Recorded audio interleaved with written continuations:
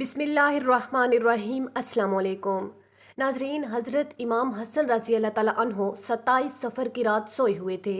अचानक नींद से बेदार हुए। हज़रत ज़ैनब रज़ी अल्लाह ताला अन्हा को आवाज़ दी और हज़रत ज़ैनब इमाम की तरफ मुतवज्जा हुई। हज़रत हसन रज़ी अल्लाह ताला अन्हो फरमाने लगे कि मैंने ख्वाब में नाना जान और अम्मी और अब्बा जान को देखा कि वो मुझे जन्नत की सैर करवाते हैं। मैंने नाना जान से अर्ज़ किया कि आप मेरे हालात से बाखबर हैं। मेरे पैरों तले से मुसल्ला खींचा गया, मुझे तमाचे लगाए गए, कितना सताया गया। मेरे सामने मेरे वालिदैन को गाली दी जाती है। या रसूल सल्लल्लाहु अलैहि वसल्लम, मैं इस दौर से गुज़र रहा हूँ। आप सल्लल्लाहु अलैहि वसल्लम ने फरमाया कि सब्र करो, तुम बहुत जल्द हमसे आकर मिलने वाले हो। इमाम हसन रज़ी अल्लाह ताला अन्हो ने एक और ख्वाब देखा कि आपकी पेशानी पर कुल हुवल्लाह शरीफ लिखी हुई है। ये ख्वाब जब आपके शागिर्द सईद इब्ने मुसीब ने सुना तो उन्होंने फरमाया कि मौला, अगर इस ख्वाब की ताबीर पूरी हो गई तो समझ लीजिए कि बहुत जल्द इस दुनिया से आप जाने वाले हैं, कुछ ही दिन बचे हैं। इस ख्वाब को सुनकर सब लरज उठे और खौफजदा हो गए। इमाम हसन रज़ी अल्लाह ताला अन्हो ने कहा, बहन, मैंने इस तरह ख्वाब देखा। हज़रत ज़ैनब सलामुल्लाह अलैहा ने पूछा कि ये कैसा ख्वाब है। इमाम ने मशकीज़ा लाने का कहा और मशकीज़े से जब पानी पिया तो मशकीज़े में मौजूद पानी में हीरा पीस कर डाला गया था। वो आपके पेट में चला गया। तारीख में लिखा है कि आपके कलेजे के 72 टुकड़े हुए। बाज़ रिवायतों में है कि 80 टुकड़े हुए और बाज़ में लिखा है कि आपकी आंतों और कलेजे के 100 से ज़्यादा टुकड़े हुए। जब आप कह करते तो वो टुकड़े होकर गिरते। नाजरीन, ये हीरा क्या होता है? इसको कांच पर चलाएं तो कांच भी कट जाता है। यजीद सिर्फ कातिल हुसैन रज़ी अल्लाह ताला अन्हो ही नहीं बल्कि कातिल हसन रज़ी अल्लाह ताला अन्हो भी है। नाजरीन, तमाम मौरखीन इस बात पर इत्तफाक करते हैं कि साजिश यजीद की थी, लेकिन जहर दिया किसने, इस पर तारीख खामोश है। हज़रत मौलाना हसन बरेलवी रहमतुल्लाह ने एक औरत का नाम लिखा है, लेकिन मुफ्ती जलालुद्दीन इस पर खामोशी का हुक्म देते हैं। मौरखीन इसमें इतने उलझे हुए हैं कि कोई वाज़े मौक़िफ़ पेश नहीं किया। जिस वक्त टुकड़े होकर गिरने लगे तो इमाम ने हज़रत हुसैन रज़ी अल्लाह ताला अन्हो को बुलाने का हुक्म दिया ताकि कुछ नसीहत कर दूँ। हज़रत हुसैन रज़ी अल्लाह ताला अन्हो आए और हालत देखकर आपको गले लगाकर खूब रोए। भाई बताओ, आपको जहर किसने दिया? इसलिए कि सैयदुस साबिरीन का नवासा है।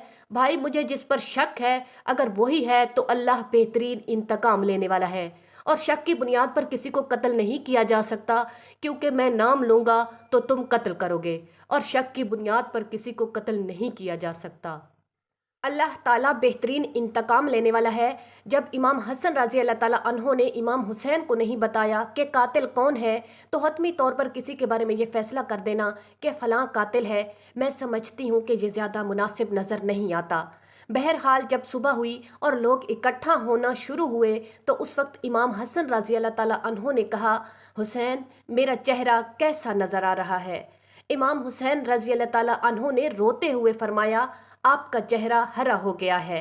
जिस तकलीफ में लोगों की सारी खुशियां छिन जाती हैं, हसन मुज्तबा ने जब ये सुना कि मेरा चेहरा हरा हो गया है तो फरमाया, हुसैन, याद है नाना जान की हदीस मेराज मुकम्मल हो गई है? लोगों ने पूछा कि ये हदीस मेराज क्या है?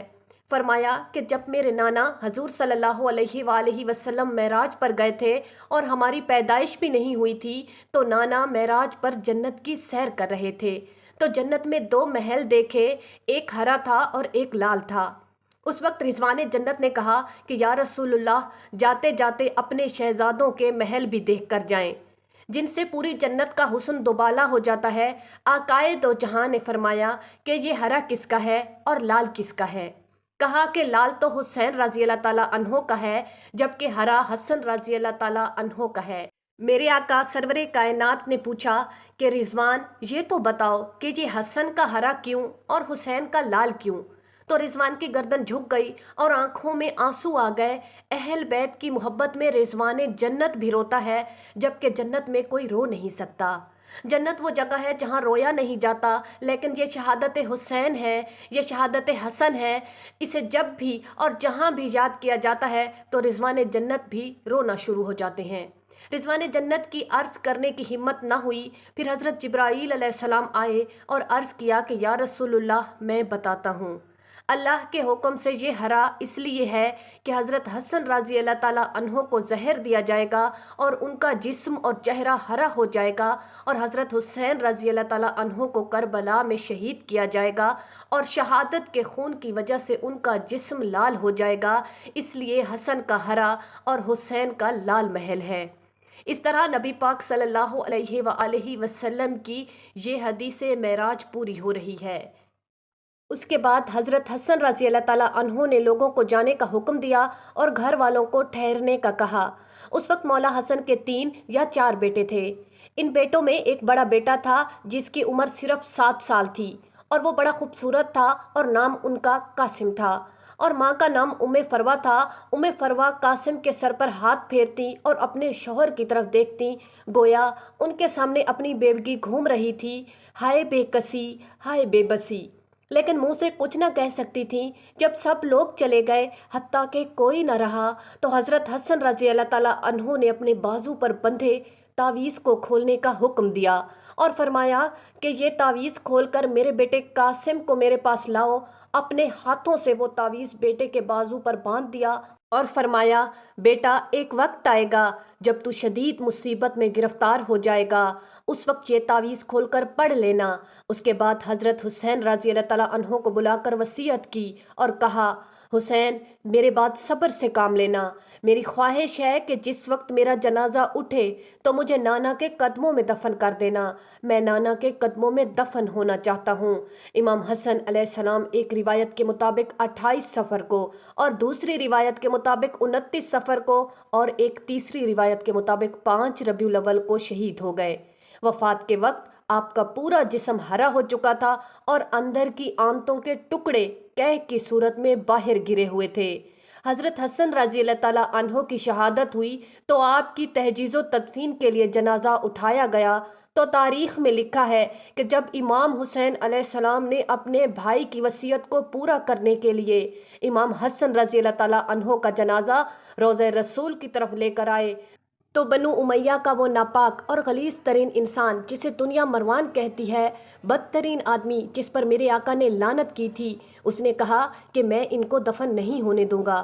امام حسین علیہ السلام نے کہا کہ میرے بھائی کی وصیت ہے، میں دفن کروں گا۔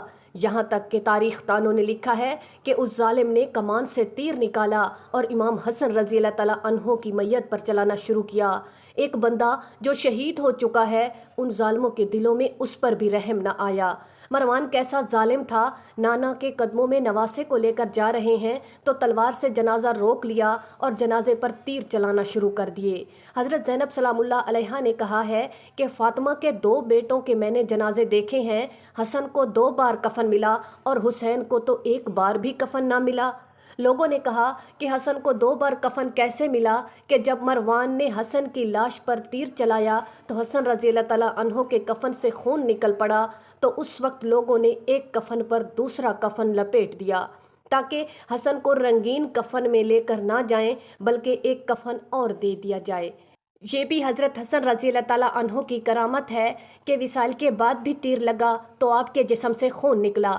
کسی نے امام حسین رضی اللہ تعالیٰ عنہ سے کہا، شہزادہ حسن رضی اللہ تعالیٰ عنہ کی یہ بھی وصیت تھی کہ مجھے آقا دو جہاں صلی اللہ علیہ وآلہ وسلم کے قدموں میں دفن کریں، لیکن انہوں نے یہ بھی تو کہا کہ اگر مروان آڑے آئے تو مجھے امی جان کے قدموں میں دفن کر دینا۔ پھر حضرت حسن رضی اللہ تعالیٰ عنہ کو حضرت فاطمہ رضی اللہ تعالیٰ عنہ کے قدموں میں دفن کر دیا گیا۔ سلام ہو حضرت حسن رضی اللہ تعالیٰ عنہ پر، اور سلام ہو رسول اللہ صلی اللہ علیہ وآلہ وسلم کے خاندان کے ہر فرد پر جنہوں نے اسلام کی خاطر اپنی جانوں کے نذرانے پیش کیے۔ ناظرین، مزید اس طرح کی ویڈیوز کو جاننے کے لیے ہمارے چینل کو سبسکرائب کریں، ویڈیو کو لائک ضرور کر دیں۔ شکریہ۔